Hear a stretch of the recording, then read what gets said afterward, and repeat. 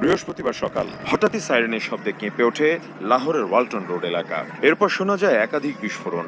আতঙ্ক ছড়িয়ে পড়ে পুরো এলাকায়। লাহোরের পাশাপাশি আরো বেশ কয়েকটি শহরে হয় বিস্ফোরণ। ঘটনার পর দ্রুত রেড অ্যালার্ট জারি করা হয় বিভিন্ন স্থানে। মোতায়েন করা হয় সামরিক বাহিনীর সদস্যদের। বন্ধ রাখা হয় বিমান চলাচল। সক্রিয় করা হয় আকাশ প্রতিরক্ষা ব্যবস্থা।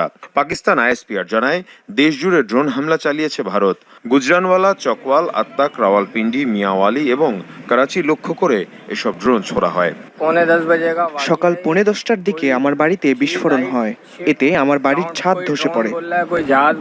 জ্যামারের মাধ্যমে এবং এয়ার ডিফেন্স সিস্টেম ব্যবহার করে ধ্বংস করা হয় বেশ কিছু ড্রোন। এছাড়াও কয়েকটি ড্রোনের বিস্ফোরণে সামরিক বেসামরিক বেশ কয়েকজন হতাহত হয়েছে বলেও জানানো হয়। ভারত আবারও আমাদের ভূখণ্ডে হামলা চালিয়েছে। বিভিন্ন স্থানে তারা হ্যারপ ড্রোন দিয়ে হামলার চেষ্টা চালিয়েছে, তবে আমরা তা প্রতিহত করেছি। এখন পর্যন্ত 25টি ড্রোন ধ্বংস করা হয়েছে। পাকিস্তানের দাবি, ইসরায়েলি হ্যারপ ড্রোন ছোড়া হয় ভারত থেকে। নজরদারি এবং হামলা দু কাজে ব্যবহৃত হয় এই ড্রোন। এসব হামলায় তোলপাড় শুরু হয়েছে পাকিস্তান জুড়ে। 40 से 50 इनके हमने भारतीय फौजी हलाक किए हैं।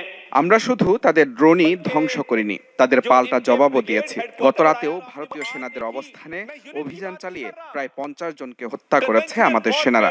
শুধু তাই নয়, ভারতের একটি ব্রিগেড হেডকোয়ার্টারও ধ্বংস হয়েছে।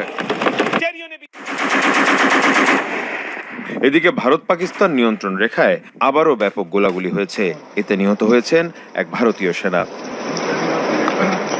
মীর মুশফিকা হাসান, যমুনা নিউজ।